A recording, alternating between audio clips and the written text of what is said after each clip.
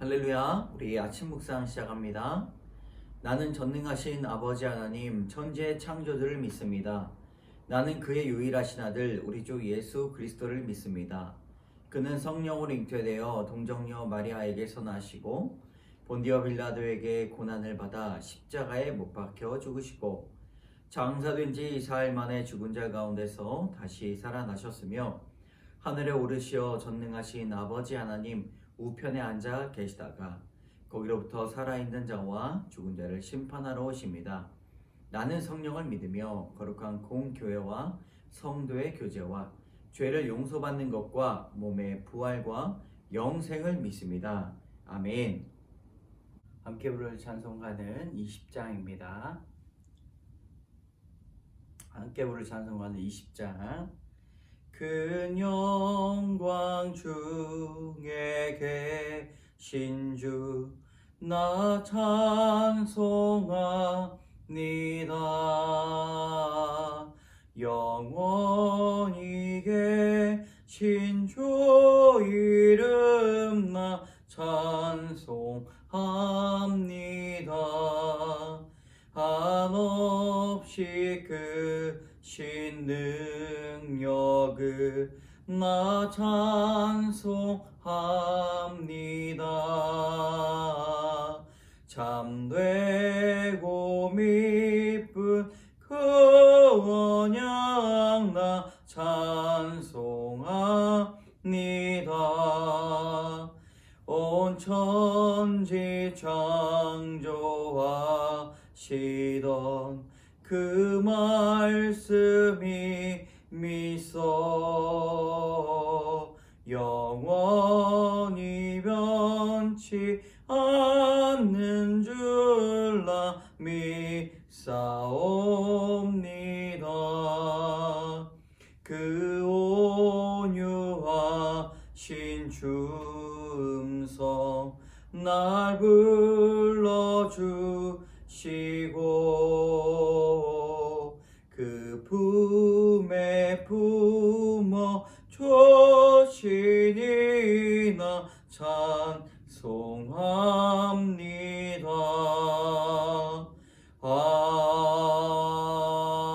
아멘. 오늘 하나님께서 주신 말씀은 마가복음 13장 28절에서 37절까지의 말씀입니다.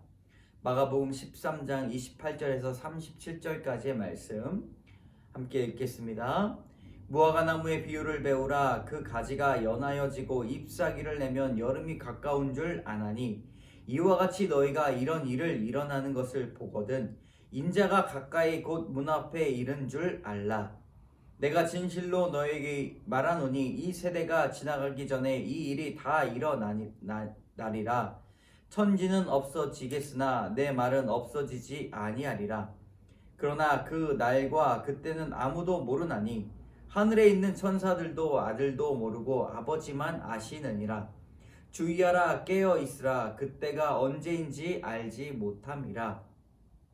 가령 사람이 집을 떠나 타국을 갈 때에 그 종들에게 권한을 주어 각각 사물을 맡기며 문지기에게 깨어 있으라 명함과 같으니 그러므로 깨어 있으라. 집주인이 언제 올는지 혹 저물 때 일는지 밤중 일는지 닭 울 때 일는지 새벽 일는지 너희가 알지 못함이라. 그가 호련히 와서 너희가 자는 것을 보지 않도록 하라.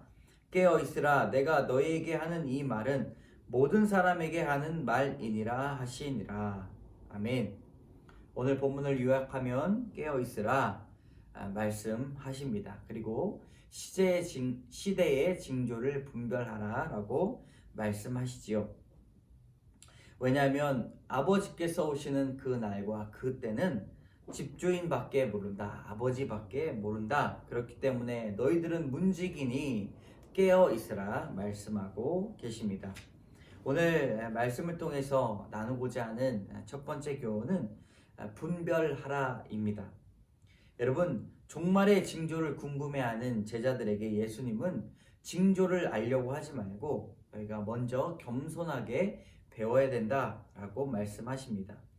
무화과 나무의 가지를 보면서 배워야 되는데 이 잎사귀를 내면 여름이 가까운 줄 아는 것처럼 여러 가지 하나님을 반하는 것들이 생겨나게 된다면 하나님의 때, 하나님의 심판의 때가 가까이 왔다는 것을 조금은 알 수 있다는 것이죠. 물론 정확한 시와 때는 전혀 알지 못하지만 정말 하나님의 때가 가까이 왔을 때 우리는 그것을 무화과 나무가 잎사귀가 연하여지고 잎사귀를 냈을 때 여름이 다가온 것처럼 인지할 수 있다고 말을 합니다.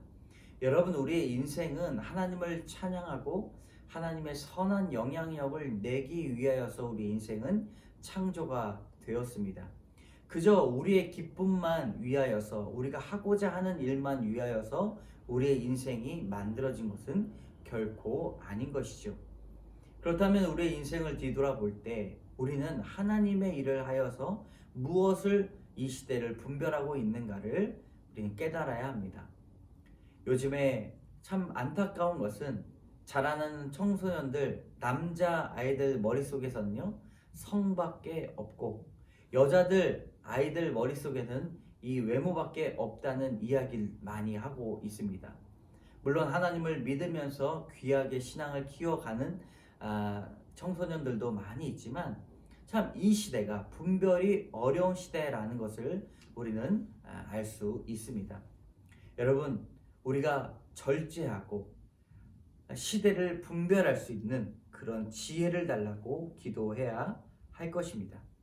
그리고 함께 모여서 기도할 때 하나님의 나라를 위하여서 말씀을 묵상하고 주의 뜻을 깨닫는 자들 다 되어야 할 것입니다. 오늘도 여러분 시대를 분별하는 지혜를 소유하시기 바랍니다.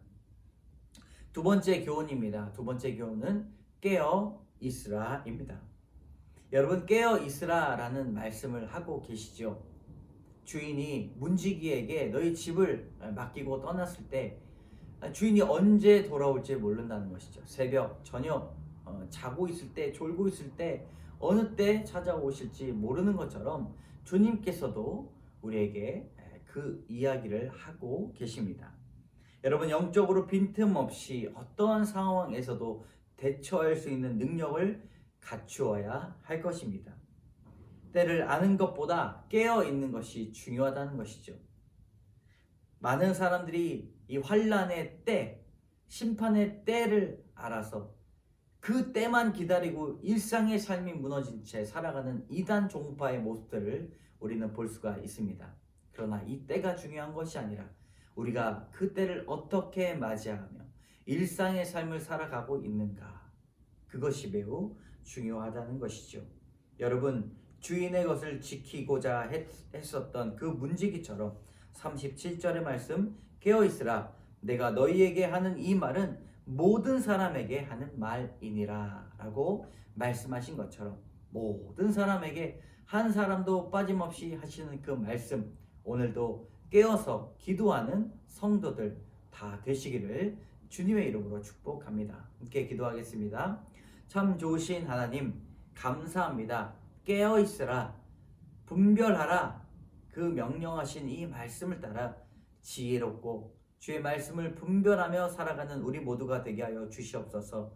분별하라 라는 말씀 가운데 숨겨진 뜻이 이 세상이 얼마나 분별하기가 힘든 시간이고 때임을 우리는 알게 하여 주셔서 날마다 기도하며 엎드려 자복하며 우리의 이기적인 마음들을 내려놓고 욕심과 욕정을 내려놓고 온전히 깨어서 기도하는 자들 다 되게 하여 주시옵소서. 모든 말씀 예수님 이름으로 감사드리며 기도드립니다. 아멘. 하늘에 계신 우리 아버지, 아버지 이름을 거룩하게 하시며 아버지의 나라가 오게 하시며 아버지의 뜻이 하늘에서와 같이 땅에서도 이루어지게 하소서. 오늘 우리에게 일용할 양식을 주시고 우리가 우리에게 잘못한 사람을 용서하여 준 것 같이 우리 죄를 용서하여 주시고 우리의 시험에 빠지지 않게 하시고 악에서 구하소서. 나라와 권능과 영광이 영원히 아버지의 것입니다. 아멘.